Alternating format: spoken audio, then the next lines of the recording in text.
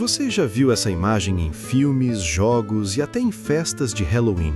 Uma figura sombria, vestida de preto da cabeça aos pés, ostentando um bico de pássaro longo e sinistro. Mas e se eu te dissesse que quase tudo que você acredita sobre o médico da peste está cronologicamente errado? Quando pensamos na peste negra, aquela que dizimou um terço da Europa no século XIV, imaginamos esses homens caminhando pelas ruas medievais com suas máscaras pontiagudas. Mas aqui vai a primeira polêmica para o nosso eco na história. Na Idade Média, essa máscara sequer existia. Pois é, você foi enganado pela cultura pop e por ilustrações posteriores. Durante o pior surto da história, em 1348, os médicos atendiam os doentes de rosto limpo, ou no máximo com um pano improvisado. Então, de onde veio essa armadura de couro que parece saída de um pesadelo steampunk? Por que criaram algo tão bizarro e, acima de tudo, por que diabos um bico de pássaro? Seria algum ritual macabro ou havia uma lógica científica por trás disso? Muitos historiadores discutem até hoje se esse traje era realmente uma proteção ou apenas uma ferramenta de marketing de médicos que queriam cobrar caro da nobreza. Mas antes de revelarmos quem foi o gênio ou o louco por trás desse design, eu te pergunto, você conseguiria adivinhar o que os médicos colocavam dentro desse bico para sobreviver? A resposta não é apenas estranha, ela revela o quanto a humanidade estava perdida no escuro. Fique atento, porque o verdadeiro inventor dessa máscara não era um místico, mas o médico pessoal de 3 reis franceses. Se a máscara não é medieval, de onde ela veio? O eco dessa história nos leva ao ano de 1619. O responsável por esse visual icônico tem nome e sobrenome: Charles Delorme. Ele não era um médico qualquer. Ele era o médico-chefe de Luís XIII e atendia à elite da realeza francesa. Delorme percebeu que os médicos morriam tanto quanto os pacientes e decidiu criar o que podemos chamar de o primeiro traje de biossegurança da história. Ele projetou uma vestimenta completa de couro marroquino que ia do pescoço aos tornozelos, incluindo luvas, botas e um chapéu de abas largas que identificava o status do profissional. Mas o centro de tudo era, claro, a máscara. Ela era feita de couro, com lentes de vidro para proteger os olhos e o famoso bico de cerca de 15 centímetros. Delorme descreveu o traje como uma barreira física contra o ar corrupto. Para ele, a peste não era transmitida por pulgas ou ratos, algo que a ciência ainda levaria séculos para descobrir, mas sim por algo invisível e sinistro que pairava no ar. A ideia era criar uma armadura que impedisse qualquer contato da pele com o ambiente externo. Mas por que o formato de bico? Seria para assustar os demônios da doença? Naquela época, a aparência era tão assustadora que as pessoas acreditavam que o médico era um presságio da própria morte. Mas a pergunta que fica no ar é, se eles achavam que a doença vinha pelo cheiro, o que impedia o ar de entrar pelas frestas da máscara? A resposta está em um segredo guardado dentro do bico, uma combinação química e botânica que eles chamavam de teríaca. Você acredita que um perfume forte seria capaz de parar uma das bactérias mais letais do mundo? No próximo bloco, vamos abrir essa máscara e ver o que havia lá dentro.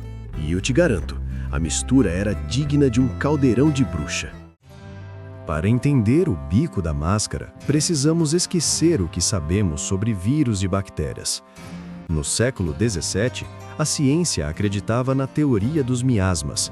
Segundo essa ideia, as doenças eram causadas por ares venenosos e odores pútridos vindos de matéria orgânica em decomposição. Então, na cabeça de Charles Delorme e seus contemporâneos, se você não sentisse o cheiro da morte, a morte não poderia te tocar. O bico de 15 centímetros servia como uma câmara de filtragem, um espaço longo o suficiente para que o ar fosse purificado antes de chegar às narinas do médico. E o que havia lá dentro? O bico era recheado com a teríaca, uma mistura de mais de 55 ervas, especiarias e ingredientes exóticos, incluindo pó de carne de víbora, ópio, mirra, rosas, hortelã e cânfora. Era um perfume tão forte que sufocava qualquer outro odor. O médico literalmente respirava através de um buquê de flores e substâncias químicas para se manter vivo. Para eles, o bico longo era uma necessidade técnica. Quanto mais espaço para as ervas, mais puro seria o ar. Mas será que essa barreira de perfume era suficiente para enganar a peste? Imagine o cenário. O médico entrava em uma casa úmida, cheia de corpos, e o único som era o de sua respiração abafada por ervas secas. Eles acreditavam piamente que o bico os tornava invencíveis. Mas aqui entra uma dúvida cruel que muitos historiadores levantam. Se a teoria dos miasmas estava errada, os médicos estavam apenas cometendo um suicídio lento usando essas máscaras? Ou, por puro acidente, o traje de couro oferecia uma proteção que eles nem sabiam que existia? A verdade sobre a eficácia desse traje vai te surpreender, porque o perigo real não estava no cheiro, mas em algo que o couro de Delorme combatia sem querer. Você consegue imaginar o quê? Aqui chegamos ao ponto mais irônico dessa história. A ciência por trás da máscara, a teoria dos miasmas, estava completamente furada. A peste não era transmitida pelo cheiro, mas sim pela bactéria Yersinia pestis, carregada por pulgas que viviam em ratos. Então, respirar perfumes e ervas dentro de um bico de couro não impedia em nada a infecção se uma pulga decidisse saltar no médico. No entanto, por um golpe de sorte do destino, o traje de Charles Delorme acabou funcionando, mas não pelo motivo que ele imaginava. O couro marroquino era pesado, grosso e cobria o corpo inteiro. Além disso, os médicos costumavam untar o couro com sebo ou gordura animal para que fluidos corporais dos doentes não grudassem na roupa. Sem querer, eles criaram uma armadura impermeável que dificultava muito a picada das pulgas e impedia que o sangue de pacientes com a peste pneumônica, transmitida pela tosse, atingisse a pele do médico. A máscara de vidro protegia os olhos de gotículas infectadas e o bico longo mantinha o rosto do profissional a uma distância segura do hálito do enfermo. Mas não se engane, o traje estava longe de ser perfeito. Muitos médicos ainda morriam porque a máscara não era hermética e as bactérias podiam entrar pelas frestas. Além disso, o calor dentro daquela roupa de couro era insuportável, o que fazia os médicos suarem e, muitas vezes, retirarem a máscara por alguns segundos para respirar, e era justamente nesse momento que a morte os encontrava. Mas se o traje era tão falho e assustador, como ele saiu dos hospitais de peste e foi parar nos palcos de teatro e nos carnavais mais famosos do mundo? A transformação desse símbolo de morte em um ícone de entretenimento é uma das reviravoltas mais bizarras da cultura europeia. Você faz ideia de como o terror virou diversão? É fascinante e um tanto mórbido observar como a humanidade processa o trauma através da arte.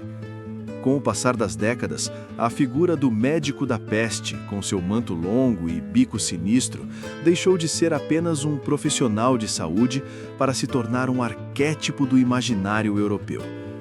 O traje, que causava calafrios nas ruas de Paris e Londres, acabou migrando para os palcos da Commedia dell'arte, o teatro popular italiano. Ali nasceu o personagem Il Medico della Peste. No teatro, ele não era mais um herói ou um salvador, mas sim uma figura satírica, um médico pedante que falava termos difíceis, mas que no fundo não sabia de nada e não curava ninguém. Essa versão teatral se popularizou tanto que atravessou os palcos e invadiu a vida real de uma maneira inesperada, o Carnaval de Veneza. Os venezianos, que sofreram profundamente com surtos sucessivos de peste, adotaram a máscara como uma forma de domar o medo. Usar a máscara do médico durante a folia era uma zombaria contra a própria morte. Transformaram o couro pesado em papel machê decorado. Trocaram as ervas medicinais por pinturas douradas e rendas. A máscara de Delorme, criada para a ciência, tornou-se o símbolo supremo do mistério e do anonimato veneziano. Mas por que especificamente essa máscara? Por que não a de outros especialistas da época? A resposta pode estar no estranho magnetismo do bico de pássaro, que evoca algo não humano, quase sobrenatural. O que antes era um sinal para as pessoas trancarem suas portas e rezarem, passou a ser um convite para o baile. No entanto, existe uma pergunta que ainda intriga pesquisadores. Será que essa estética dark influenciou a forma como vemos a morte até hoje? E mais, no nosso mundo moderno, será que ainda usamos máscaras de bico metafóricas para tentar afastar o que não compreendemos? No fechamento, vamos entender por que essa imagem se recusa a morrer e qual o seu verdadeiro legado. Séculos se passaram desde que o último médico da peste pendurou o seu traje de couro, mas o eco dessa imagem nunca foi tão forte. Hoje, a máscara de bico é um ícone da estética dark, presente em filmes, videoclipes e até na moda. Mas por que essa figura ainda nos fascina tanto? Talvez seja porque ela representa o ponto exato onde a ciência e o desespero se cruzam. Ela é o símbolo de uma humanidade que, mesmo no escuro total e sem as ferramentas certas, tentou lutar contra o invisível. Charles Delorme não criou apenas uma máscara, ele criou a primeira armadura humana contra o medo. O legado da máscara da peste nos ensina que o conhecimento é uma construção lenta. O que hoje parece uma fantasia de terror bizarra, no século XVII era o auge da tecnologia médica. Ela nos lembra que, diante de uma crise global, o ser humano sempre buscará proteção, seja em ervas dentro de um bico de couro ou em modernos laboratórios de biotecnologia. A máscara evoluiu. O couro deu lugar ao polipropileno das N95, mas a essência continua a mesma, a tentativa incansável de sobreviver ao desconhecido.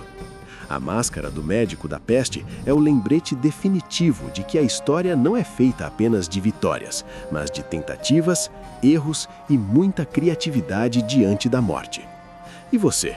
Depois de descobrir que a máscara nem existia na peste negra e que o bico servia para carregar um perfume contra o azar, como você olha para essa imagem agora? Ela ainda te causa medo ou agora você vê apenas um médico tentando, do seu jeito, salvar o mundo? A história ecoa em cada detalhe do nosso presente. Se você gostou de desvendar esse mito aqui no História em Eco, não esquece de deixar seu comentário sobre qual outro mistério histórico você quer ver por aqui. Afinal, o passado nunca fica em silêncio por muito tempo. Até a próxima história!